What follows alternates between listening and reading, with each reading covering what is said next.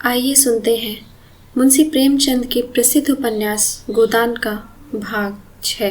प्रजा का पालन उनका सनातन धर्म था, लेकिन अधिकार के नाम पर वह कौड़ी का एक दांत भी फोड़कर देना नहीं चाहते थे।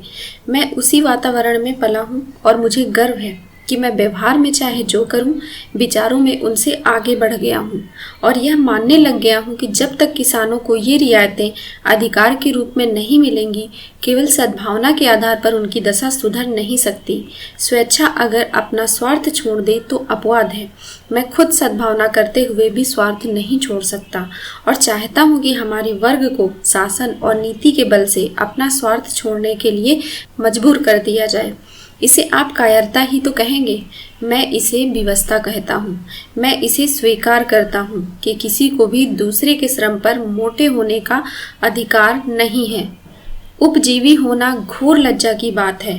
कर्म करना प्राणी मात्र का धर्म है। समाज की ऐसी व्यवस्था जिसमें कुछ लोग मौज करें और अधिक लोग पीसें और खपें, कभी सुखद नहीं हो सकती। पूंजी और शिक्षा, जिसे मैं पूंजी का ही एक रूप समझता हूँ, इनका किला जितनी जल्दी टूट जाए उतना ही अच्छा है। जिन्हें पेट की रोटी मयस्सर नहीं, उनके अफसर और नियोजक 10-10, 5-5 हजार फटकारें, ये हास्यास्पद है और लज्जास्पद भी। इस व्यवस्था ने हम जमींदारों में कितनी विलासिता, कितना दुराचार, कितनी पराधीनता और कितनी निर्लज्जता भर दी, यह मैं खूब जानता हूँ। लेकिन मैं इन कारणों से इस व्यवस्था का विरोध नहीं करता। मेरा तो यह कहना है कि अपने स्वार्थ की दृष्टि से भी इसका अनुमोदन नहीं किया जा सकता। इस शान को निभाने के लिए हमें अपनी आत्मा की हत्या करनी पड़ती है और हमें आत्माभिमान का नाम भी नहीं रहा।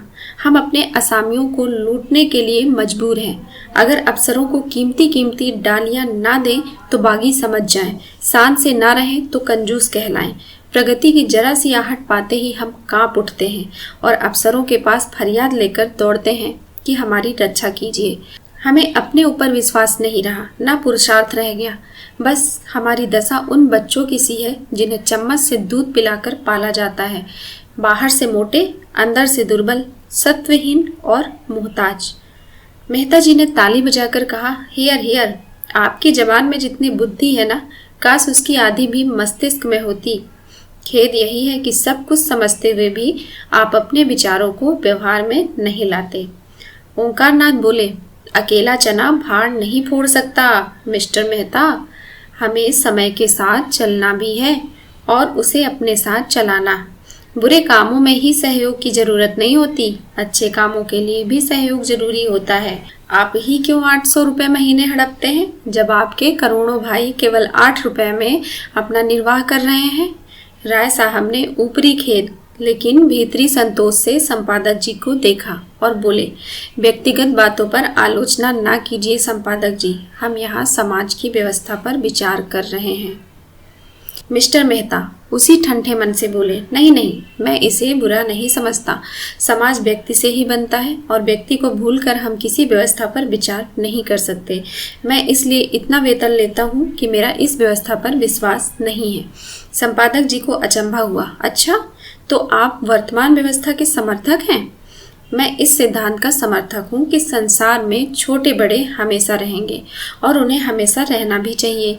इसे मिटाने की चेष्टा करना मानव जाति के सर्वनाश का कारण होगा। कुश्ती का जोड़ बदल गया। राय साहब किनारे खड़े हो गए। संपादक जी मैदान में उतरे।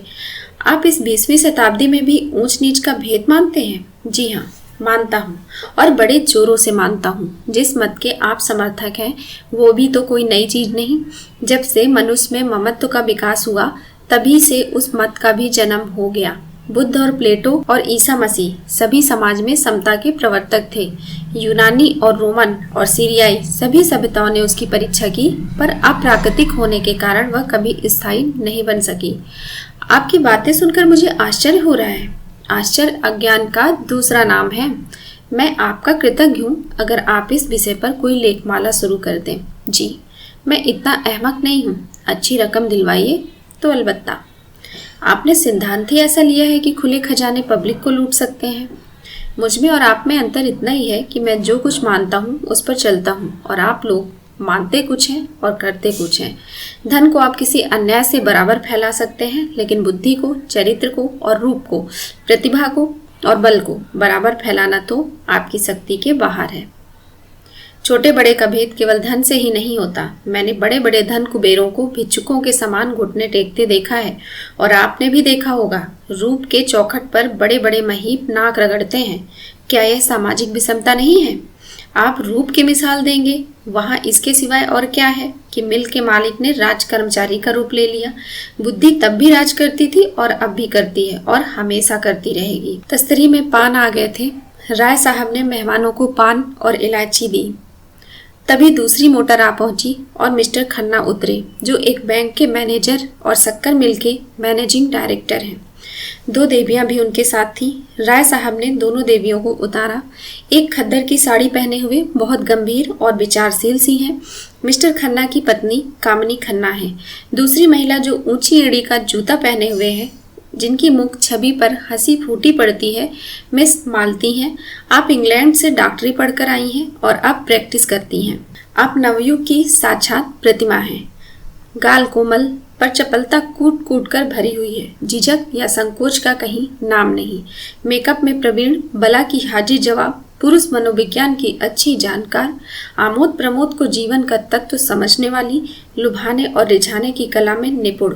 जहाँ आत्मा का स्थान है वहाँ प्रदर्शन, जहाँ हृदय का स्थान है वहाँ हाव भाव। मनोद्वारों पर कठोर निग्रह, जिसमें इच्छा या अभिलाषा का लोप सा हो गया।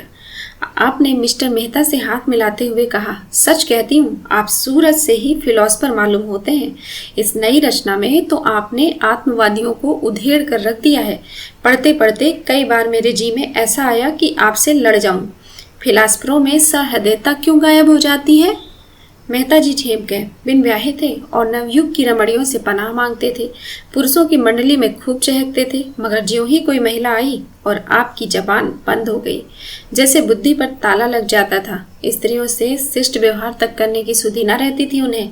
मिस्टर खन्ना ने पूछा, फिलासफरों की सूरत में क्या खास बात होती है देवी जी? मालती ने मेहता की ओर दया भाव से देखकर कहा, मिस्टर मेहता, बुरा ना माने तो बतला दूं। खन्ना मिस मालती के उपासकों में से थे। जहाँ मिस मालती जाए वहाँ खन्ना का पहुँचना लाजिम था।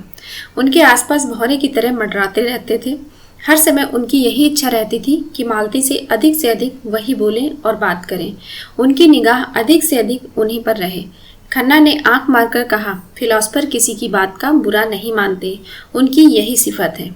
तो सुनिए, फिलॉसफर हमेशा मुर्दा दिल होते हैं। जब देखिए अपने विचारों में मगन बैठे हैं। आपकी तरफ तो ताकेंगे मगर आपको देखेंगे नहीं। आप उनसे बात किए जाए कुछ सुनेंगे ही नहीं, जैसे शून्य में उड़ रहे हों। सब लोगों ने कह कहा मारा। मिस्टर मेहता जैसे जमीन में गड़ गए। ऑक्सफोर्ड में मेरे फिलॉसफी के प्रोफेसर मिस्टर हस्बैंड थे। खन्ना ने टोका, नाम तो निराला है। जी हाँ, और थे कुंवारे। मिस्टर मेहता भी तो कुंवारे हैं। यह रोग सभी फिलासफरों को होता है। अब मेहता को अवसर मिला। बोले, आप भी तो इसी मरज में गिरफ्तार हैं। मैंने प्रतिज्ञा की है कि किसी फिलोसफर से ही शादी करूंगी, और ये वर्ग शादी के नाम से घबराता है। हस्बैंड साहब तो स्त्री को देखकर घर में छिप जाते थे, और उनके शिष्यों में कई लड़कियां भी थी। अगर उनमें से कोई कभी कुछ पूछने के लिए उनके ऑफिस में चली जाती तो आप ऐसे घबरा जाते जैसे कोई शेर आ गया हो। हम लोग उन्हें खूब छेड़ा करते थे, मगर थे बेचारे सरल हृदय। कहीं 1000 की आमदनी थी, पर उन्हें हमेशा एक ही सूट पहने देखा। उनकी एक विधवा बहन भी थी, वही उनके घर का सारा प्रबंध करती थी। मिस्टर हस्बैंड को तो खाने की भी फिक्र नहीं रहती थी। मिलने वालों के डर से अपने कमरे का द्वार बंद करके लिखा पढ़ी करते थे। भोजन का समय आता तो उनकी बहन आहिस्ता से भीतर के द्वार से उनके पास जाकर किताब को बंद कर देती थी। तब उन्हें पता होता कि खाने का समय हो गया। रात को भी भोजन का समय बंधा हुआ था। उनकी बहन कमरे की बत्तियां बुझा दिया करती थी। एक दिन बहन ने किताब बंद करना चाहा तो उन्होंने पुस्तक को दोनों हाथों से दबा लिया और बहन भाई में जोर आजमाइश होने लगी। आखिर बहन उनकी पहिएदार कुर्सी को खींचकर भोजन के कमरे में ले आई। राय साहब बोले, मगर मेहता साहब तो बड़े खुश मिजाज और मिलनसार हैं। नहीं, इस हंगामे में क्यों आते? तो आप फिलॉसफर ना होंगे। जब अपनी चिंताओं से हमारे सर में दर्द होने लगता है तो विश्व की चिंता सर पर लाद के कोई कैसे प्रसन्न रह सकता है। उधर संपादक जी श्रीमती खन्ना से अपनी आर्थिक कठिनाइयों की कथा कह रहे थे। बस यूँ समझिए श्रीमती जी कि संपादक का जीवन एक दीर्घ विलाप है जिसे सुनकर लोग दया करने के बदले कानों पर हाथ रख लेते हैं। बेचारा ना अपना उपकार कर सके ना औरों का। पब्लिक उससे आशा तो रखती है कि हर एक आंदोलन में वो सबसे आगे रहे, जेल जाए, मार खाए, घर के माल असबाब की कुर्की कराए। ये उसका धर्म समझा जाता है, लेकिन उसकी कठिनाइयों की ओर किसी का भी ध्यान नहीं जाता। हो तो वह सब कुछ, उसे हर एक विद्या, हर एक कला में पारंगत होना चाहिए, लेकिन उसे जीवित रहने का अधिकार नहीं। आप तो आजकल कुछ लिखती ही नहीं। आपकी सेवा करने का जो थोड़ा सा सौभाग्य मुझे मिल सकता है, उससे मुझे क्यों वंचित रखती हैं? मिसेस खन्ना को कविता लिखने का शौक था। इस नाते से संपादक जी कभी कभी उनसे मिल आया करते थे, लेकिन घर के काम धंधों में व्यस्त रहने के कारण इधर बहुत दिनों से कुछ लिख नहीं सकी थी। सच बात तो यह है कि संपादक जी ने उन्हें प्रोत्साहित करके कवि बनाया था। सच्ची प्रतिभा उनमें बहुत कम थी। वो बोली, क्या लिखूं, कुछ सोचता ही नहीं। आपने कभी मिस मालती से कुछ लिखने को नहीं कहा क्या? संपादक जी उपेक्षा भाव से बोले, उनका समय मूल्यवान है कामिनी देवी। लिखते तो वो लोग हैं जिनके अंदर कुछ दर्द हो, अनुराग हो, लगन हो, विचार हो। जिन्होंने धन और भोग विलास को जीवन का लक्ष्य बना लिया, वो क्या लिखेंगे? कामिनी ने ईर्ष्या मिश्रित विनोद से कहा, अगर आप उनसे कुछ लिखवा सकें तो आपका प्रचार दुगना हो जाएगा। लखनऊ में तो ऐसा कोई रसिक नहीं जो आपका ग्राहक न बन जाए। संपादक जी ने कहा, अगर धन मेरे जीवन का आदर्श होता तो आज मैं इस दशा में नहीं होता। मुझे भी धन कमाने की कला आती है। आज चाहूँ तो लाखों कमा सकता हूँ, लेकिन यहाँ तो धन को कभी कुछ समझा ही नहीं। साहित्य की सेवा अपने जीवन का ध्येय है और रहेगा। कम से कम मेरा नाम तो ग्राहकों में लिखवा दीजिए। आपका नाम ग्राहकों में नहीं, संरक्षकों में लिखूंगा। संरक्षकों में रानी महारानियों को रखिए, जिनकी थोड़ी सी खुशामद करके आप अपने पत्र को लाभ की चीज बना सकते हैं। मेरी रानी महारानी तो आप हैं। मैं तो आपके सामने किसी रानी महारानी की हकीकत नहीं समझता। जिसमें दया और विवेक है वही मेरी रानी है। खुशामद से मुझे घृणा है। कामिनी ने चुटकी ली, लेकिन मेरी खुशामद तो आप कर रहे हैं संपादक जी। संपादक जी ने गंभीर होकर श्रद्धापूर्ण स्वर में कहा, ये खुशामद नहीं है देवी जी, हृदय के सच्चे उद्गार हैं। राय साहब ने पुकारा, संपादक जी जरा इधर आइएगा। मिस मालती आपसे कुछ कहना चाहती हैं। संपादक जी की सारी अकड़ गायब हो गई।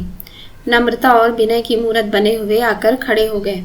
मालती ने उन्हें सदै नेत्रों से देखकर कहा, मैं अभी कह रही थी कि दुनिया में कुछ सबसे ज्यादा डर संपादकों से लगता है मुझे। आप लोग जिसे चाहे एक क्षण में बिगाड़ दें। मुझी से चीफ सेक्रेटरी साहब ने एक बार कहा, अगर मैं इस ब्लडी ओमकार नाथ को जेल में बंद कर सकूं तो अपने को भाग्यवान समझूं। ओमकार नाथ की बड़ी बड़ी मूछें खड़ी हो गई, आंखों में गर्व की ज्योति चमक उठी। यूं बहुत ही शांत प्रकृति के आदमी थे, लेकिन ललकार सुनकर उनका पुरुषत्व उत्तेजित हो जाता था। दृढ़ता भरे स्वर में बोले, इस कृपा के लिए आपका बहुत कृतज्ञ हूँ, और उस बज्म में अपना जिक्र तो आता है, चाहे किसी भी तरह से आए। आप सेक्रेटरी महोदय से कह दीजिएगा कि ओमकार नाथ उन आदमियों में नहीं है जो इन धमकियों से डर जाए। उसकी कलम उसी वक्त विश्राम लेगी जब उसकी जीवन यात्रा समाप्त हो जाएगी। ओमकार नाथ समष्टिवादी थे। व्यक्ति की इस प्रधानता को कैसे स्वीकार करते? इसी तरह हर एक मजदूर कह सकता है कि उसे काम करने की सुविधाओं के लिए 1000 महीने की जरूरत है। अगर आप समझते हैं कि उस मजदूर के बगैर आपका काम नहीं चल सकता, तो आपको वह सुविधाएं देनी पड़ेंगी। अगर वही काम दूसरा मजदूर थोड़ी सी मजदूरी में कर दे, तो कोई वजह नहीं है कि आप पहले मजदूर की खुशामद करें। अगर मजदूरों के हाथ में अधिकार होता तो मजदूरों के लिए स्त्री और शराब उतनी ही जरूरी सुविधा हो जाती जितनी फिलासफरों के लिए। तो आप विश्वास मानिए, मैं उनसे ईर्ष्या ना करता। जब आपका जीवन सार्थक करने के लिए स्त्री इतनी आवश्यक है, तो आप शादी क्यों नहीं कर लेते? मेहता ने निसंकोच भाव से कहा, इसलिए कि मैं समझता हूँ मुक्त भोग आत्मा के विकास में बाधक नहीं होता। विवाह तो आत्मा को और जीवन को पिंजड़े में बंद कर देता है। खन्ना ने इसका समर्थन किया। बंधन और निग्रह पुरानी थ्योरियां हैं, नई थ्योरी है मुक्त भोग। मालती ने चोटी पकड़ी, तो अब मिसेज खन्ना को तलाक के लिए तैयार रहना चाहिए। तलाक का बिल पास तो हो, शायद उसका पहला उपयोग आप ही करेंगे। कामिनी ने मालती की ओर विष भरी आंखों से देखा और मुंह को सिकोड़ लिया, मानो कह रही है कि खन्ना तुम्हें मुबारक रहे, मुझे परवाह नहीं। मालती ने मेहता की तरफ देखकर कहा, इस विषय में आपके क्या विचार हैं मिस्टर मेहता? मेहता गंभीर हो गए। वो किसी प्रश्न पर अपना मत प्रकट करते थे तो जैसे उसमें अपनी सारी आत्मा डाल देते थे। विवाह को मैं सामाजिक समझौता समझता हूँ और उसे तोड़ने का अधिकार न पुरुष को है न स्त्री को। समझौता करने के पहले आप स्वाधीन हैं, हो जाने के बाद में आपके हाथ कट जाते हैं। तो आप तलाक के विरोधी हैं क्यों? पक्का। और मुक्त भोग वाला सिद्धांत, वह उनके लिए है जो विवाह नहीं करना चाहते।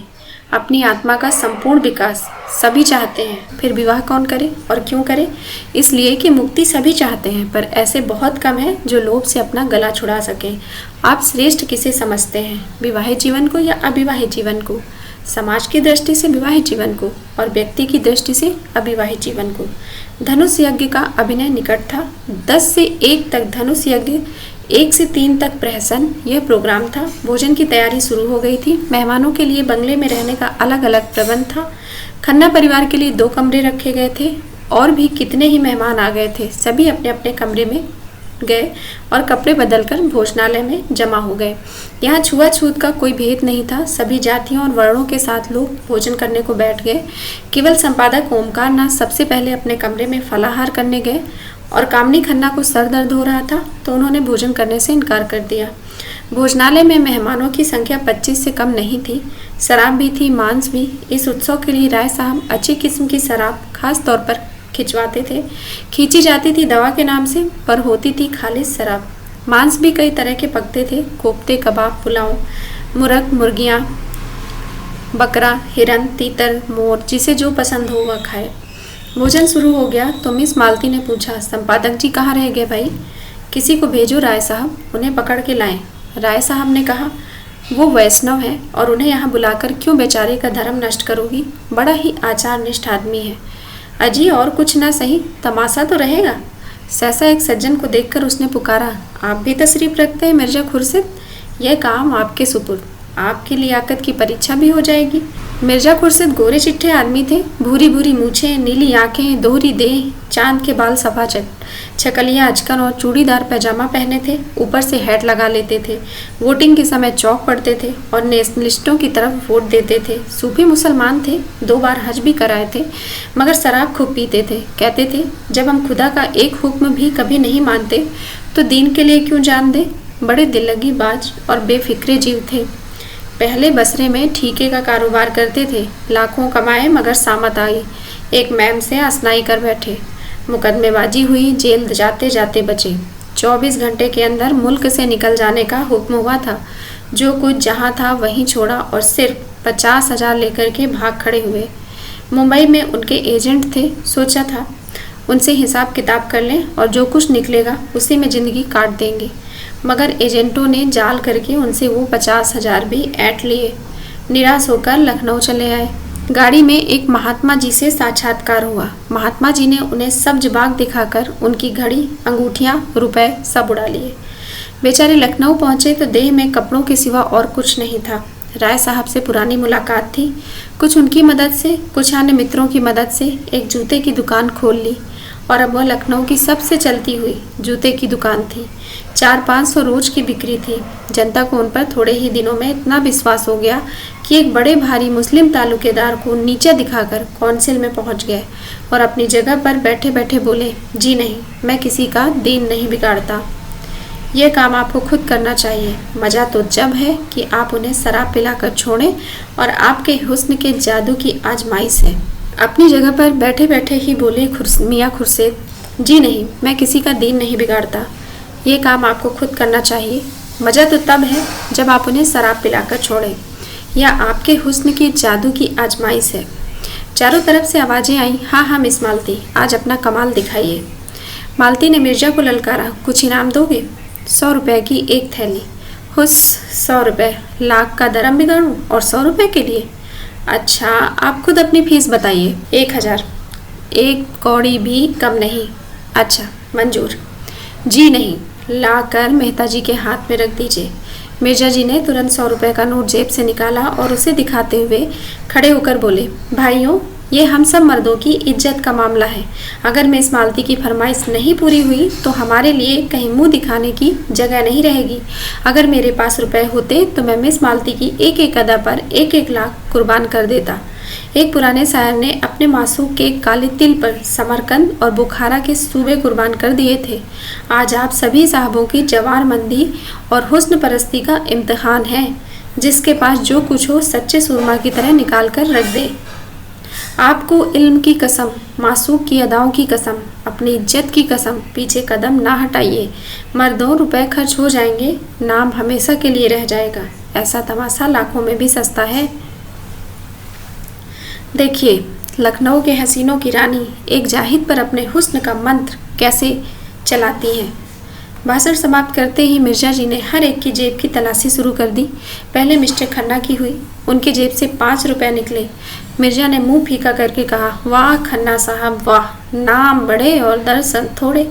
इतनी कंपनियों के डायरेक्टर, लाखों की आमदनी और आपके जेब में 5 रुपए, लाल बिलाकुबत। कहाँ है मेहता? आप जरा जाकर मिसेज खन्ना से कम 100 रुपए वसूल कर लाएं। खन्ना खिसिया कर बोले, अजी उनके पास एक पैसा नहीं होगा। कौन जानता था कि यहाँ आप तलाशी लेना शुरू करेंगे। खैर, आप खामोश रहिए, हम अपनी तकदीर तो आजमा लें।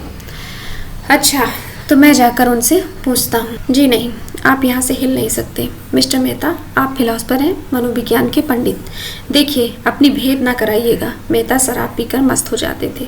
उस मस्ती में उनका दर्शन उड़ जाता था और विनोद सजीव हो जाता था। लपक कर मिसेज खन्ना के पास गए और 5 मिनट में ही मुंह लटकाए लौट आए। मिर्जा ने पूछा, अरे क्या खाली हाथ आ गए? राय साहब हंसे, काजी के घर चूहे भी सयाने हो, बड़े खुशनसीब खन्ना, खुदा की कसम। मेहता ने कहा मारा और जेब से 100 रुपए के 5 नोट निकाले। मिर्जा ने लपक कर उन्हें गले लगा लिया। चारों तरफ से आवाज़ें आने लगी। कमाल है, मानता हूँ उस्ताद, क्यों ना हो, फिलॉसफर जो ठहरे। मिर्जा ने नोटों को आंखों से लगाकर कहा, भाई मेहता, आज से मैं तुम्हारा सारगिद हो गया। बताओ क्या जादू मारा? मेहता अकड़कर लाल लाल आंखों से ताकते हुए बोले, अजी कुछ नहीं, ऐसा कौन सा बड़ा काम था, जाकर पूछा, अंदर आऊं? बोली, आप हैं मेहता जी तो आ जाइए। मैंने अंदर जाकर कहा, वहाँ लोग ब्रिज खेल रहे हैं, अंगूठी 1000 से कम की नहीं है। आपने तो देखा है, बस वही, आपके पास रुपए हों तो 500 रुपये देकर 1000 की चीज़ ले लीजिए। ऐसा मौका फिर ना मिलेगा। मिस मालती ने इस वक्त रुपए ना दिए तो बेदाग निकल जाएंगी। पीछे से कौन देता है? शायद इसीलिए उन्होंने अंगूठी निकाली है कि 500 रुपये किसके पास धरे होंगे। मुस्कुराई और चट अपने बटुए से 500 नोट निकाल करके दे दिए। बोली, मैंने बिना कुछ लिए घर से नहीं निकलती, ना जाने कब क्या ज़रूरत पड़ जाए। खन्ना खिसिया कर बोले, जब हमारे प्रोफेसरों का ये हाल है तो यूनिवर्सिटी का ईश्वर ही मालिक है। खुर्शीद ने घाव पर नमक छिड़का। अरे तो ऐसी कौन सी बड़ी रकम है भाई जिसके लिए आपका दिल बैठा जाता है? खुदा झूठ न बुलवाए तो यह आपकी एक दिन की आमदनी है। समझ लीजिएगा, एक दिन बीमार पड़ गए और जाएगा भी तो मिस मालती के ही हाथ में। आपके दर्द जिगर की दवा मिस मालती के पास ही तो है। मालती ने ठोकर मारी। देखिए मिर्जा जी, तबेले में लती आहुश अच्छी नहीं। मिर्जा ने दुम हिलाई। कान पकड़ता हूँ देवी जी। मिस्टर तनखा की तलाशी हुई। मुश्किल से 10 रुपए निकले। मेहता की जेब से केवल 98 निकली। कई सज्जनों ने 1-1, 2-2 रुपए खुद दे दिए। हिसाब जोड़ा गया तो 300 की कमी थी। ये कमी राय साहब ने उदारता के साथ पूरी कर दी। संपादक जी ने मेवे और फल खाए थे और जरा कमर सीधी कर रहे थे। राय साहब ने जाकर कहा, आपको मिस मालती याद कर रही हैं। खुश होकर बोले, मिस मालती मुझे याद कर रही हैं? धन्य भाग। राय साहब के साथ ही हाल में आ बिराजे। उधर नौकरों ने मेजें साफ कर दी थी। मालती ने आगे बढ़कर उनका स्वागत किया। संपादक जी ने नम्रता दिखाई। बैठिए, तकल्लुफ ना कीजिए, मैं इतना बड़ा आदमी नहीं हूँ। मालती ने श्रद्धा भरे स्वर में कहा, आप तकल्लुफ समझते होंगे, मैं समझती हूँ। मैं अपना मान सम्मान बढ़ा रही हूँ। यूँ आप अपने को कुछ समझें और आपको शोभा भी नहीं देता, लेकिन यहाँ जितने सज्जन जमा हैं सभी आपकी राष्ट्र और साहित्य सेवा से भली भांति परिचित हैं।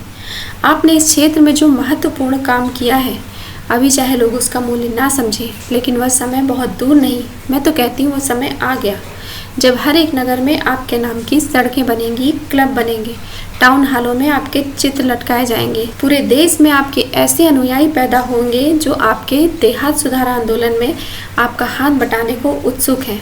और उन सज्जनों की बड़ी इच्छा है कि यह काम संगठित रूप से किया जाए और एक देहात सुधार संघ स्थापित किया जाए जिसके आप सभापति हों। ओमकार नाथ के जीवन में यह पहला अवसर था कि उन्हें चोटी के आदमियों में इतना सम्मान मिले। यूँ वह कभी कभी आम जलसों में बोल लेते थे और कई सभाओं में मंत्री और उपमंत्री भी थे, लेकिन शिक्षित समाज में अब तक उनकी उपेक्षा ही की जाती थी। उन लोगों में वह किसी तरह मिल नहीं पाते थे, इसलिए आम जलसों में उनकी निष्क्रियता और स्वार्थांधता की शिकायत किया करते थे और अपने पत्र में एक एक को रगेदते थे। कलम तेज थी, वाणी कठोर, साफ कोई की जगह उच्च श्रृंखला कर बैठते थे, इसलिए लोग उन्हें खाली ढोल समझते थे। उसी समाज में आज उनका इतना सम्मान। कहाँ है आज स्वराज और स्वाधीन भारत और हंटर के संपादक? आकर देखें और अपना कलेजा ठंडा करें। आज अवश्य देवताओं की उन पर कृपा दृष्टि है।